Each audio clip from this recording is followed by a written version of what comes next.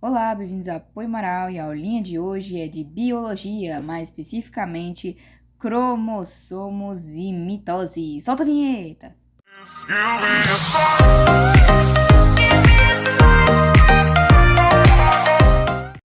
Então vamos logo começar aqui.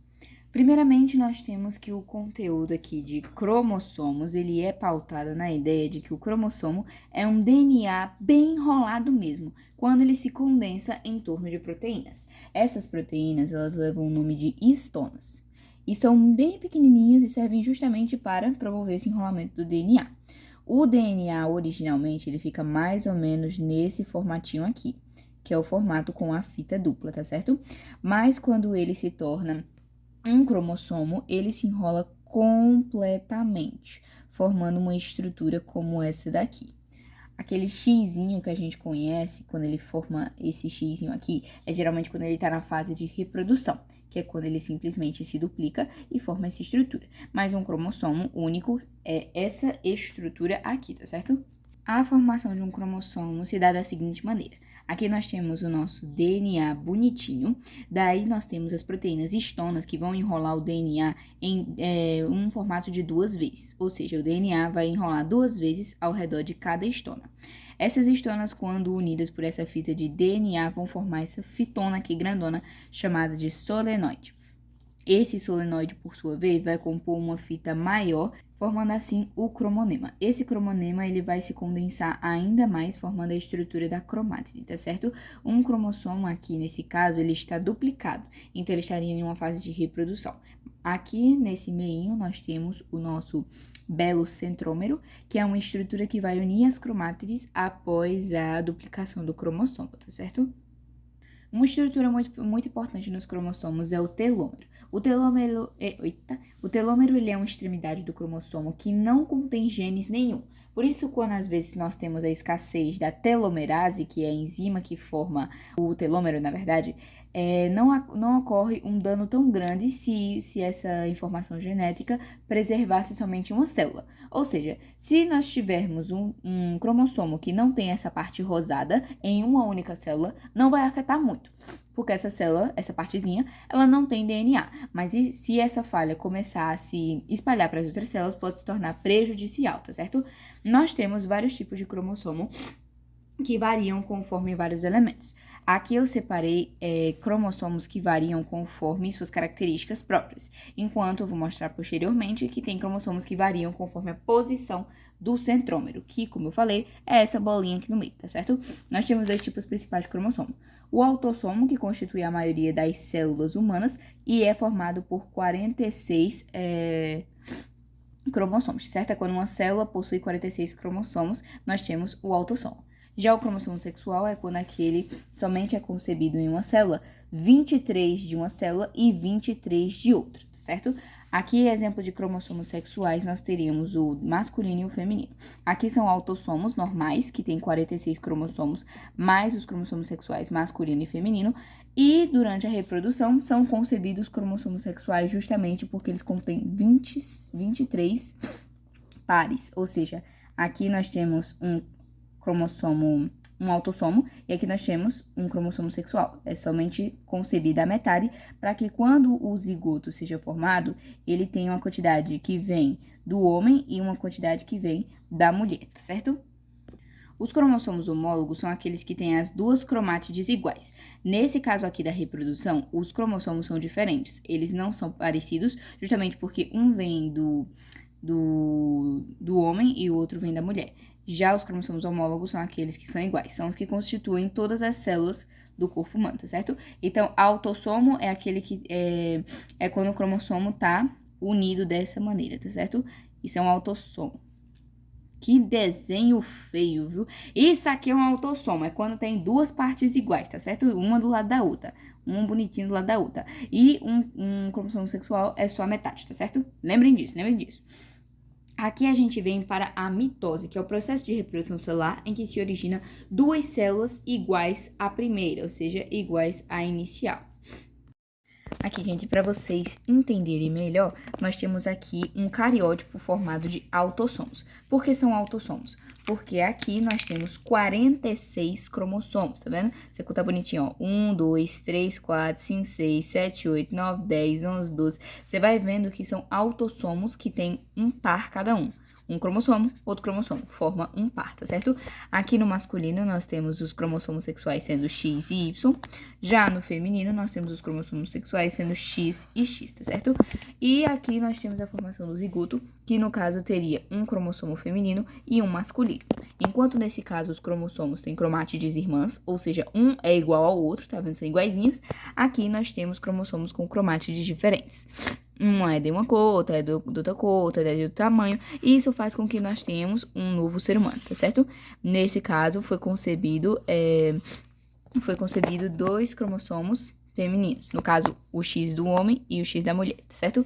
Então, se perguntar na sua prova, quem é que promove o sexo da criança? É o homem, porque ou ele concebe o Y ou ele concebe o X, tá certo? A mulher só pode conceber o X. Vamos lá, galera, vindo aqui para mitose, é o processo de reprodução celular em que se origina 2 células iguais à primeira, tá certo? Nesse caso, nós temos um método de reprodução em que as células têm tanto o mesmo tamanho quanto a mesma quantidade de cromossomos que aquela que a originou, tá certo? A mitose, ela se inicia aqui, ó, ela tem algumas funções. Ela promove a reconstituição da pele, ela promove o crescimento das unhas e do cabelo e até a originação de hemácias. Aí você pergunta, por que ela faz tudo isso e outro processo não faz isso, como a meiose? Porque todos esses processos constituem uma formação de células que sejam iguaizinhas, não importa a parte do corpo que seja, mas todas as células serão iguaizinhas dessa parte. O ciclo de vida de uma célula é dividido em 2 fases principais, que no caso seria a intérfase e a mitose. Vamos conhecer melhor. A intérfase ela é caracterizada pela fase que antecede a mitose, e ela dura mais tempo até mesmo que a própria mitose, podendo chegar a horas, e a mitose eu acho que deve durar 1 hora mais ou menos. A intérfase ela tem algumas subdivisões, a G1, a S e a G2. É importante memorizar essa ordem, G1, S e G2. A G1 ela tem duração de 4 horas e ela consiste no crescimento celular e no desenvolvimento metabólico da célula. Ou seja, ela vai se desenvolver o máximo até ela chegar à fase de se reproduzir novamente. Na fase S, nós temos a duplicação do DNA. É a mais longa de todas as fases do ciclo celular. Eita, peraí. E constitui simplesmente o momento em que o cromossomo está assim e ele fica assim. É claro que ele não vai estar na fase totalmente condensada, até porque essa condensação ela só se inicia na mitose, mas vocês entenderam que se nós temos um filamento de DNA, durante a fase S, virarão 2 filamentos de DNA. Ocorre uma duplicação, tá certo? Já na fase G2, é o primeiro ponto de fiscalização sobre o DNA. Eles vão fiscalizar, por exemplo, se o DNA foi duplicado bonitinho, se a célula cresceu o suficiente, se a célula se desenvolveu o suficiente, se o DNA não teve problemas na duplicação, entre outros, tá certo? Aí nós já passamos para a fase da mitose, que para decorar nós temos prometo a Ana telefonar, que seriam as fases de cada uma das fases da mitose. Aqui nós temos prófase, metáfase, anáfase e telófase, tá certo? Prometo a Ana telefonar. Lembra dessa frasezinha. A prófase é a primeira fase da reprodução celular no caso da mitose. E ela tem vários elementos. A primeira delas é a formação da áster, que aqui nós temos o centríolo celular, que é um tubinho que tem diversas funções, inclusive tem vídeo aqui no canal descrevendo a função do centríolo, e aí ao redor dele formam a áster, que futuramente vai se expandir e vai puxar os cromossomos para se separarem. Mas isso é spoiler para daqui a pouco, tá certo? Aqui nós temos o início da condensação dos cromossomos, ou seja, os cromossomos vão começar a ficar nesse estado aqui, nesse estado bem parecendo um cachinho, vocês estão vendo, né? Parecendo um cachinho. E então nós teremos, após essa fase, né? Nós teremos a destruição dos nucleolos produzidos por RNA. É o seguinte, os nucleolos são alguns tubinhos que desempenham uma série de funções dentro das nossas células. E aí, simplesmente, eles são produzidos a partir do RNA. E o RNA é produzido a partir do DNA. Quando o cromossomo está nesse nível de condensação, meio que o DNA, essa fita aqui, ela fica toda comprimida, bem amassada. E aí, quando ela tá muito amassada, ela não consegue produzir RNA, consequentemente, não consegue produzir os nucleolos, e aí é o fim dos nucleolos, tá?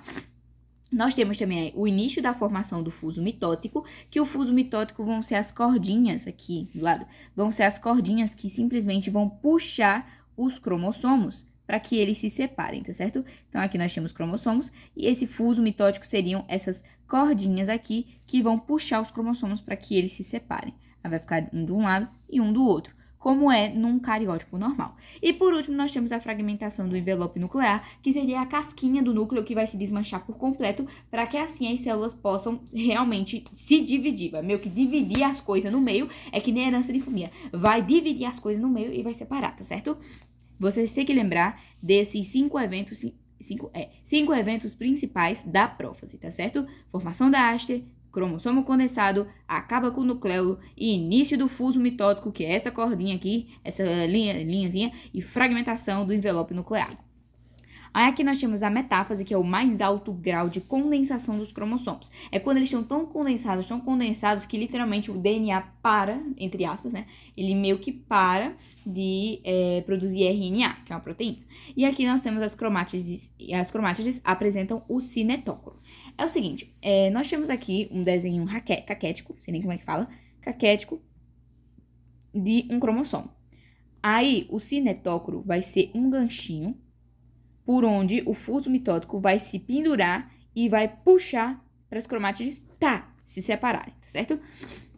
Então, com essa formação do cinetócoro, o gancho pelo qual o fuso mitótico se prende para alinhar os cromossomos, quando puxados pelo fuso mitótico, os cromossomos se alinham na chamada placa metafásica. É o seguinte, galera, na fase da metáfase, nós não temos uma separação concreta dos cromossomos. Eles simplesmente vão se alinhar dessa maneira. Aqui nós temos o fuso mitótico, que são as linhazinhas que vão puxar os cromossomos para longe. E aí, essas linhas na metáfase, elas só vão puxar para que eles fiquem assim, ó, retinhos, em fila. O nome dessa fila é chamada de placa metafásica ou placa equatorial, que é quando os cromossomos estão um na frente do outro, tipo na fila da merenda, tá certo? Uma observação é que a prometáfase seria a fase entre a prófase e a metáfase. Constituiria, então, desde a fragmentação do envelope nuclear até o mais alto nível de condensação cromossômica, tá certo? Lembrando que na metáfase ocorre um outro ponto de checagem para ver se está tudo certinho, para ver se os cromossomos se alinharam bonitinho como era para ser, certo? Então, na metáfase, nós temos os cromossomos fazendo fila da merenda, né? A fila da merenda, e nós temos o mais alto nível de condensação e a formação da placa equatorial ou placa metafásica, que é quando eles ficam em linha reta. Na anáfase, nós temos um processo de separação das cromátides, que é isso que eu falei aqui em cima. Aqui nós temos o fuso mitótico, que vai se enganchar no cinetócoro e vai puxar, e aí a gente vai ter duas cromátides separadas, tá certo? Então, a gente tem o processo também de aneuplodia, que é quando ocorre um erro na divisão cromossômica. Então, nós temos uma fileira de cromossomos que foram separados. Temos duas cromátides irmãs que foram separadas. A aneuplodia é literalmente o processo quando não ocorre separação. E aí os cromossomos ficam assim. Aqui nós temos uma célula com um cromossomo faltando, e aqui nós temos outra célula com praticamente uma a mais, entendeu? Isso é aneuplodia. E por último, nós temos a telófase, que é o momento de restauração das estruturas iniciais. Uma dica muito boa para vocês, para lembrar o que acontece na telófase, é só lembrar o que acontece na prófase. Na prófase, se a gente tem a destruição do nucleolo, na telófase vai ter a restauração do nucleolo. Se na prófase a gente tem a destruição do envelope nuclear, na telófase a gente vai restaurar o envelope nuclear. Se na prófase a gente tem o início da condensação dos cromossomos, na telófase a gente vai ter o fim da condensação dos cromossomos, porque seria um processo de restauração total da célula, tá certo? E por último nós temos aqui a citocinese, que é o processo de divisão do citoplasma, tá certo? Então o citoplasma com todas as suas organelas, que tem vídeo aqui no canal também de complexo de Golgi, de os ribossomos, tudo isso vai começar a ser dividido, tá certo? E uma observação é que as células vegetais, elas não se separam. Elas somente criam uma barreira chamada de fragmoplasto de divisão, tá certo? Funciona mais ou menos assim. Aqui nós temos a célula animal, que ela se divide em duas. Ó, aqui nós temos o processo final de separação. Enquanto na célula vegetal, nós só vamos ter a formação dessa barreira aqui, que é o plasmodesmo, tá certo? O fragmoplasto seria todo esse espaço aqui, junto dessas cordinhas, tá vendo as linhazinhas? E o plasmodesmo seria essa barreira do meio. E por fim, nós temos os pontos de checagem, são o G1, que é quando a célula, ela verifica se ela se desenvolveu completamente, se cresceu bonitinho. E aí nós temos a fase G2, que é quando ela verifica se a quantidade de DNA foi duplicada corretamente. Já na mitose, nós temos a fase da metáfase, que vai verificar se todos os cromossomos estão alinhados, um na frente do outro, naquela placa metafásica, que é a linha, a fila da merenda que eu falei pra vocês, certo? Então é isso, galera. Um beijo, espero que vocês tenham gostado da nossa aulinha. Se inscreve no canal, dá uma força aí, e é isso. Envie para aquele seu coleguinha que também tá com dificuldade nessa prova. E é isso. Beijo.